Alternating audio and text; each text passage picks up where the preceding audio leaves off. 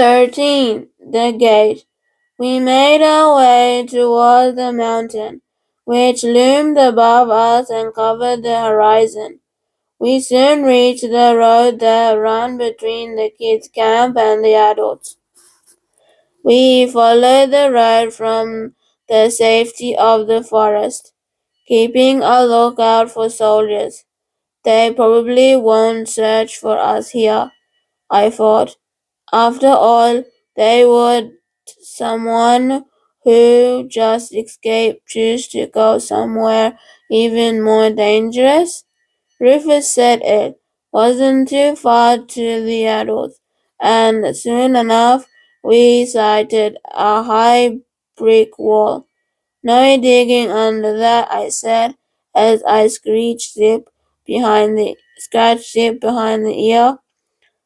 The road ran up to an iron gate set in the wall, with a platform above it. There was a soldier on the platform, keeping watch.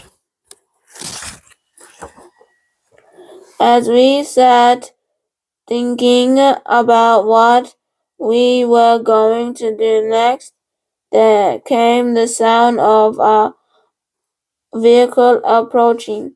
Stay still, everyone, I said. A jeep, with the headlights blazing, drove up to the gate. The driver had a ponytail, and two bearded men stood on the back. Oi! Called down the gate soldier. The mighty hunters returned. What have you brought us for breakfast, boys? The men didn't seem pleased. Red Hunter and Bold Hunter both screwed up at Gate Soldier. It been a difficult night, called Ponytail. There are not as many beasts in these parts as there once were. We may have to start venturing further afield. You caught nothing, said Gate Soldier. Nothing at all. Not even a sparrow. Let us in, shouted Red Hunter. Okay. Keep your beard on. Gate Soldier pressed a button on a panel next to him. The metal gate beneath swung inwards, and the jeep bounced along through. Gate Soldier walked to the other side of his platform and watched them drive off. How are we going to get in? I said. Rufus frowned. Then he opened his mouth but didn't say anything. I could sense he was thinking about something that made him afraid. What is it, Rufus? He took a deep breath. Well, I get in there all the time. The soldiers are used to seeing kids with loads of rocks. See these wheelbarrows leaning against the wall? He said as he gestured to a dozen of them. If you were to hide in one of these and put some rocks on you, I could probably just wheel you right in. I saw a problem. What about the dogs? You'd never all fit.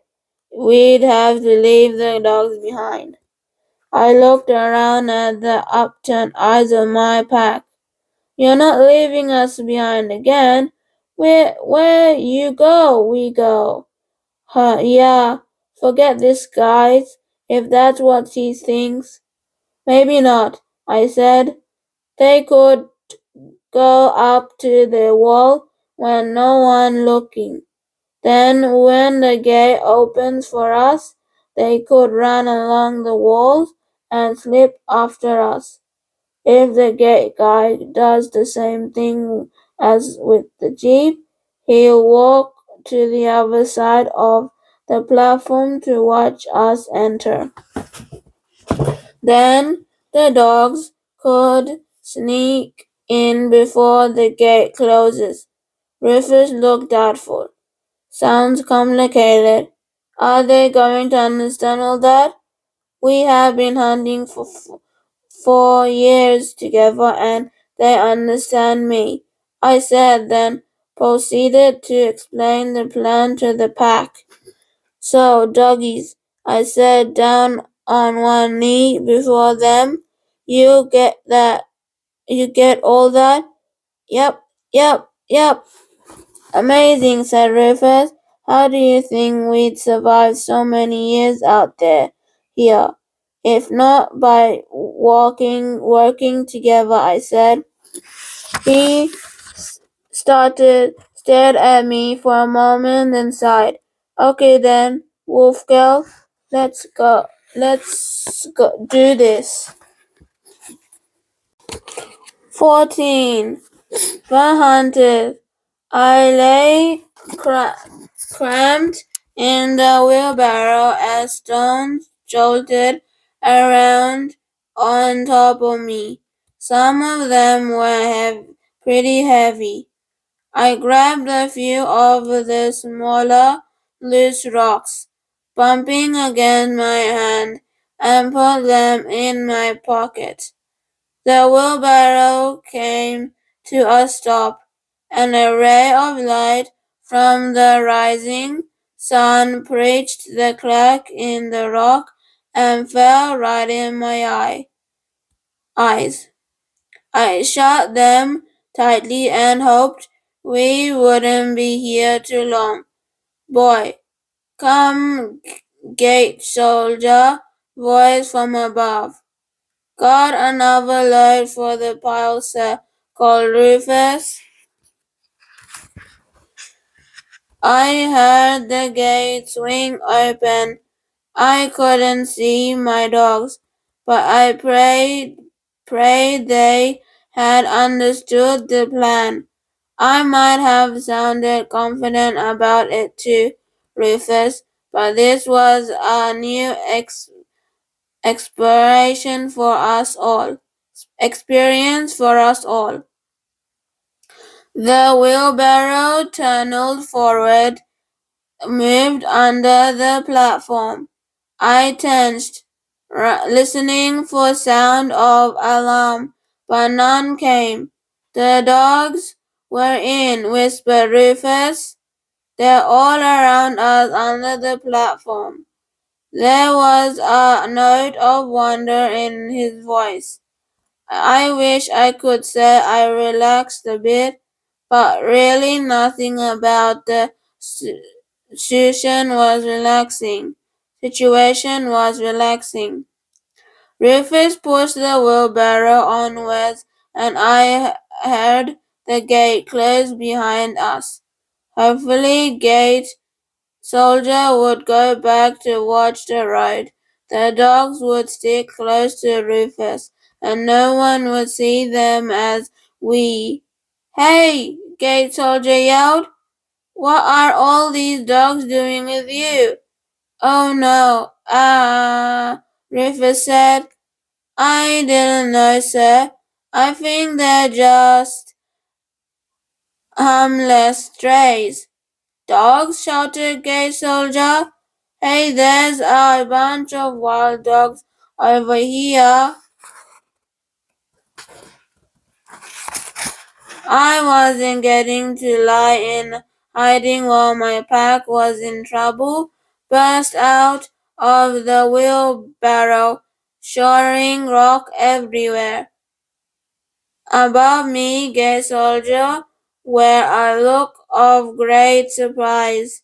My dog circled around me, and I took in my surroundings. We were in a yard similar to the one back in the kids' camp, but much bigger. Headed a building rose several stories high. Off to the side, workers moved about among trucks. The hunters were unloading gear from the back of the jeep. They looked over at the sound of gate soldier cries. Intruders! The hunter dropped everything and scrambled back into the jeep. What do we do? Said Rufus, pale as ice. We were out in the open and completely exposed. To have any chance at all, we need to get inside. Inside, I said, and broke into a run towards the open door of a main building. Everyone with me. The jeep engines reveled and it lurched towards us, quickly picking up speed. As soon as my dogs saw it coming, they started barking. I would tell they didn't like it at all.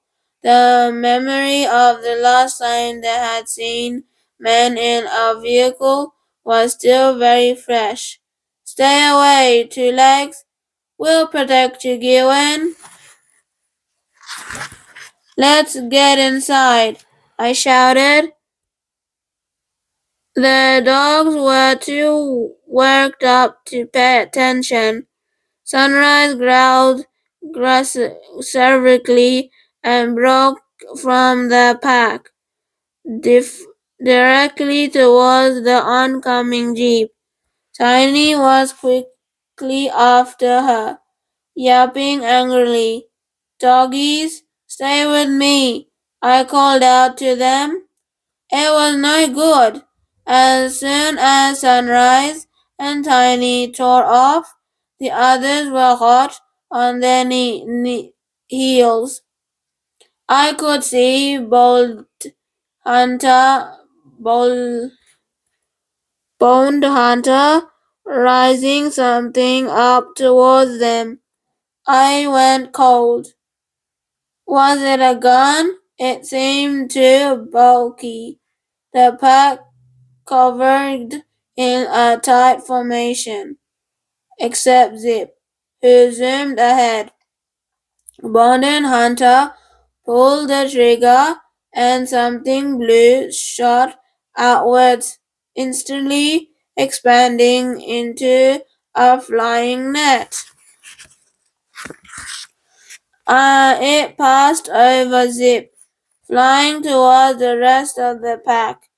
I heard yelping as the dogs slammed into the ground, trapped under the mesh net.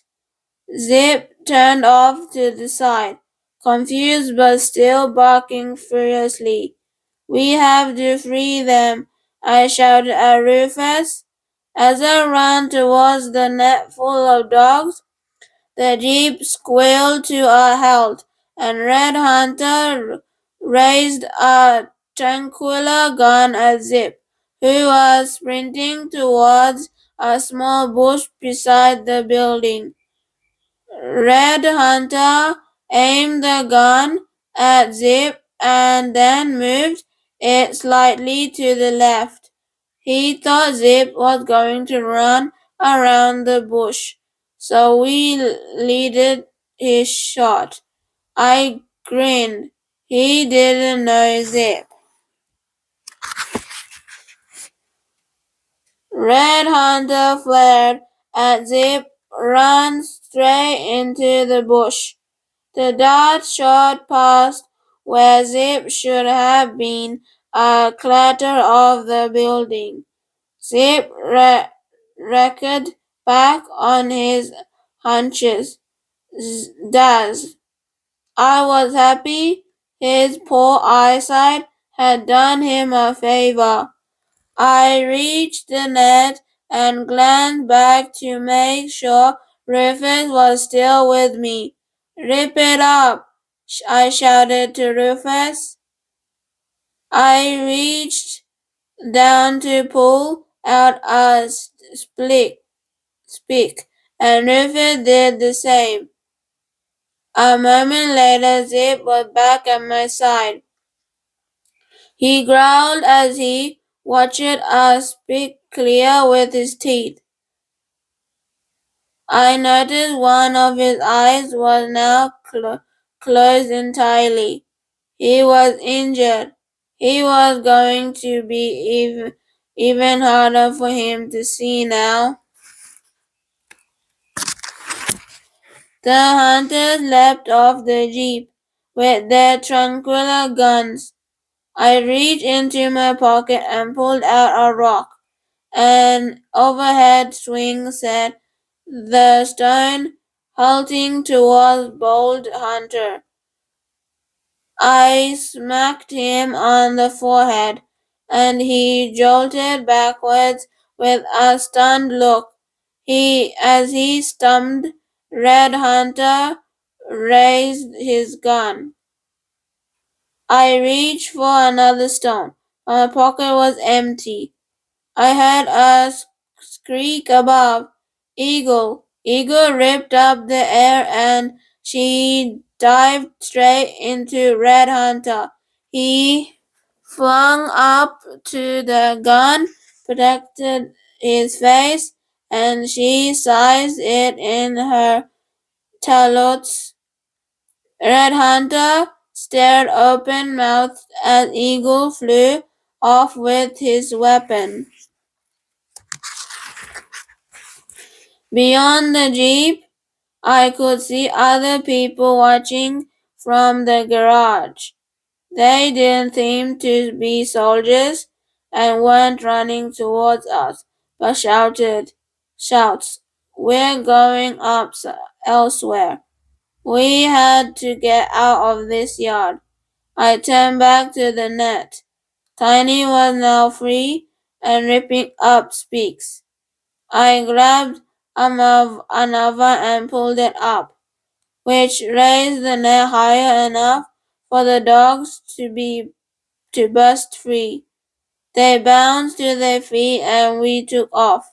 "Stay with me," I ordered the dogs as I grabbed another handful of rocks. We ran for the building and burst into the doorway. Rufus and the dog ran inside. Zip was last, having more trouble now he had just one eye. I called his name continuously until he found his way. I turned back to check the eagle was okay, and saw her rising back up into the sky above the hunters. "Don't mess with my pack," I muttered. I ran into the building and slammed the door.